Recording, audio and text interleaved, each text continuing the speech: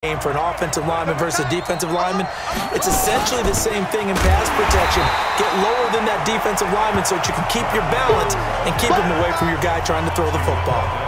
It'll be a loss of 1, and they'll be facing a 3rd and 12. I know when I was a kid, I always got real excited when I saw those lateral-type runs.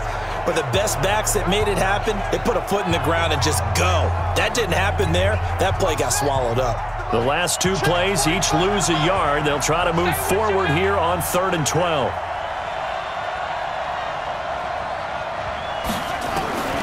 Jackson from the shotgun.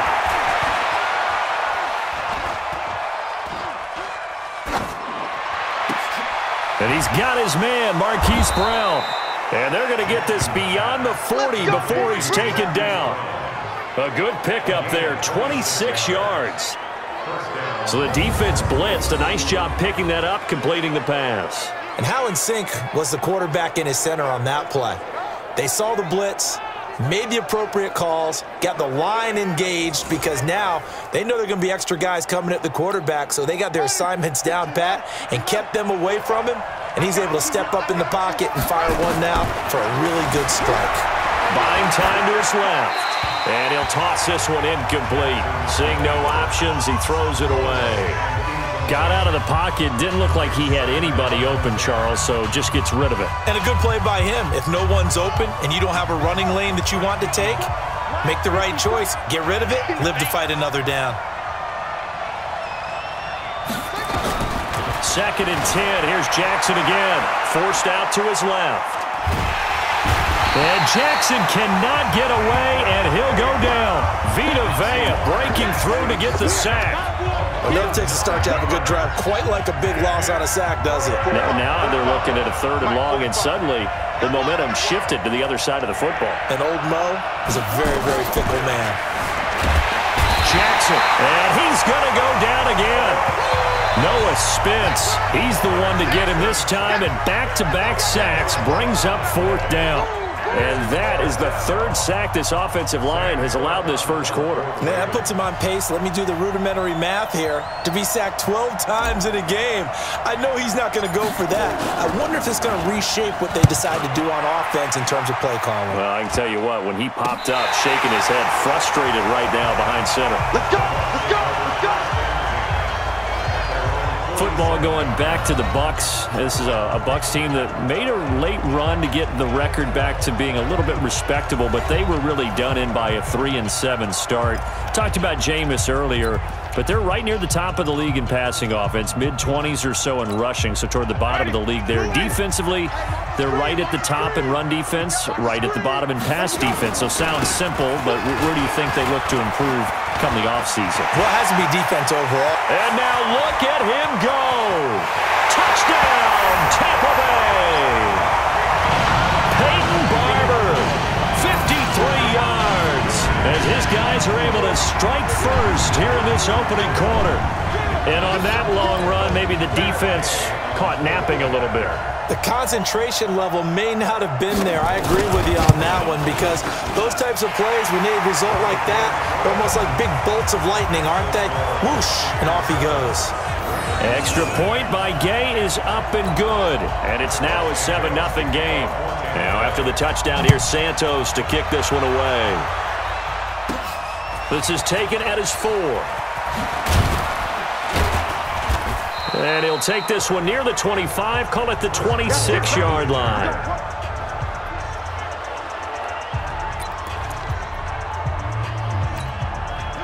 The Raven offense set at the line for this next drive. And it's been a rocky start for them thus far. They had the turnover and then the punt on those first 2 drives. So there is optimism because they've improved, right? Turnover, you just noted it. Punt's better than the turnover. The punt is better on the second one. Now they're hoping to turn into first downs and hopefully points. Good work after the catch. Going to net them 23 and a first.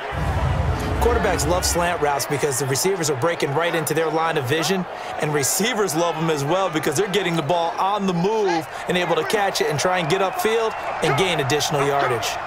So one play, and they're already just shy of midfield. He'll buy some time right.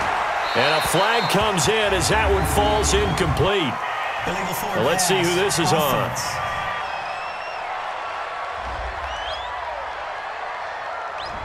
So he was past the line of scrimmage when he threw it. And as they say, that's a no-no. Got to be able to understand where you are on the field and not cross the line before throwing the ball downfield. Now Jackson on second down. Snead's got it. And he'll be brought down just shy of midfield at the 49-yard line. That catch good for 5. It's third down. What terrifies defenses when they see slant routes thrown is that the receiver is on the move, and oftentimes he catches it and gets upfield.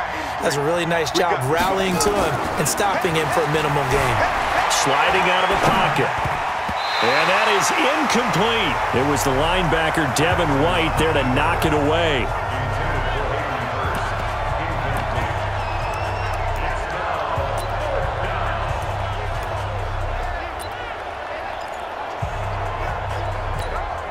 The offense staying out there. They look prepared to go here on 4th and 10.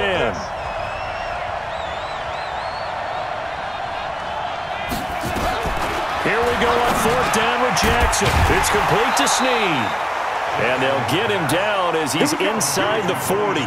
12 yards to pick up there. Good for a Raven first. Brandon, I have one word for you after that completion for a first down. Lucky? Analytics. Well, the analytics say punt the football there.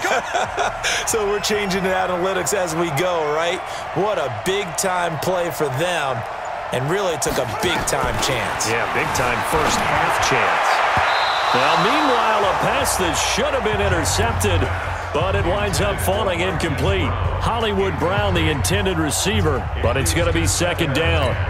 And that's one he's got to be happy to have back. There wasn't a hole open in the zone. You'd have to think on early downs like that first down there, need to be a little bit more careful. Yeah, fortunately for him, got a couple more downs to play with. All in all, no gain on the play, and it'll bring up third. But there was pressure all around him, so the only play was to try and get out of there. I think it was an excellent effort by him just to get back to the line of scrimmage. The Ravens on third down. They've only converted once in 4 tries. This is 3rd and 10.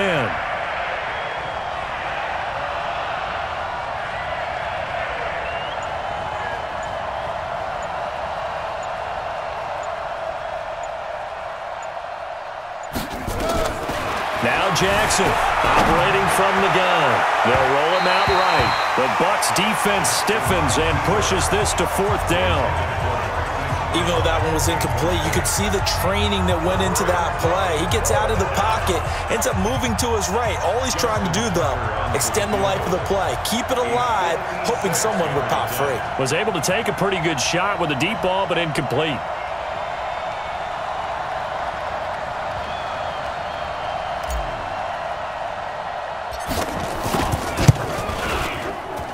And this one will not get there. It's off to the left anyway.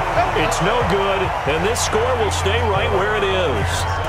It was a kicker from that distance, 56, 57 yards. So many things you got to worry about, but I am a little surprised he didn't get it there. Yeah, with the way kickers are nowadays, we're surprised anything under 65 that it doesn't get at least to the crossbar. But remember this. You have to drive it a little bit lower in order to make that distance, and you also have to be worried about the interior rush that they can get their hands on it. So that's why those stronger kickers nowadays who can pop it up in the air and still travel and carry it, that's who you're looking for. On second down, Barber. And that'll hurt the average a bit as this time they're able to get him behind the line. It'll be a loss of a full 3 yards there, and it also brings up third down.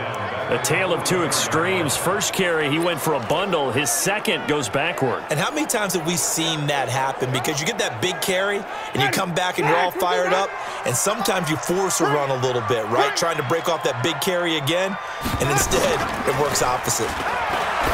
Now Winston. That's incomplete, but there is a flag down, so hang on. A big call coming on third down.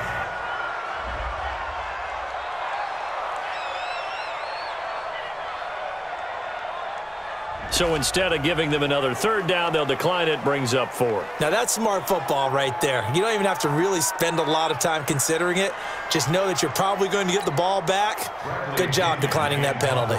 So on now is the Clemson man, Bradley Pinion, to punt this one away. Cyrus Jones back to return for the Ravens.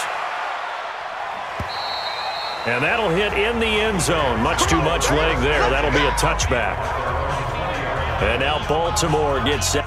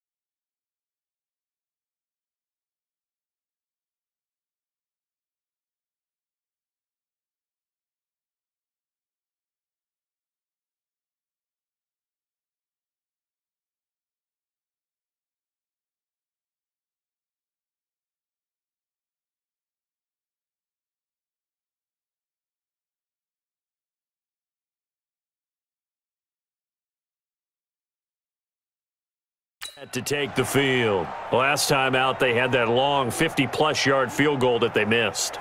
And I'm sure on their sideline, they're thinking to themselves, okay, do we still want to try one if we're in that position again? And I would dare say that the answer would be yes. They're going to have a lot of confidence in their kicker. But just to be on the safe side, I'm sure they told their offensive guys, can we get a little bit closer this time? Get a little closer. Yeah, you know, I'd rather get in the end zone first and foremost. But if all else fails, less of a field goal attempt for him. Here's Jackson. He's got his man. It's Andrews. And he's brought down at the 24 after a gain of 4. Well, they were unable to make anything really big out of that, but it's not a bad idea to find your tight end and give him an easy completion and keep moving things forward. Almost his bread and butter is a good running back dive play. They'll come up 2nd and 6 now from the 24. Here's Jackson to throw. Brought in left side by Snead. And they'll get it all the way up about 5 yards shy of midfield. A gain there of 21 yards. Let's go.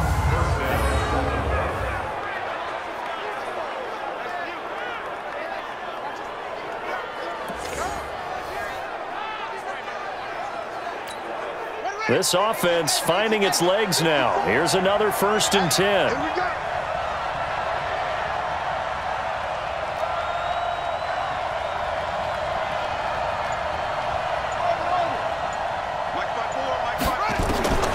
Jackson from the gun, he'll throw. And nearly picked off there, almost intercepted. Instead, 2nd down. CD, with that incompletion, let's talk AFC playoff picture. I think you and I agree that if you put together any sort of power rankings, we'd put Baltimore number 1, certainly in the AFC. But you look ahead to the playoffs getting started on January 4th. Who do you see as their main competitor for that Lamar Hunt trophy? Well, tradition and us not wanting to be wrong dictates that we say New England next. And rightly so, because of the number of Lombardi trophies they've won, how they've always played at this time of year. But the bottom line to me is the prime contenders right now for Baltimore, Kansas City. Patrick Mahomes has got to get. Now a loose football. The ball comes out.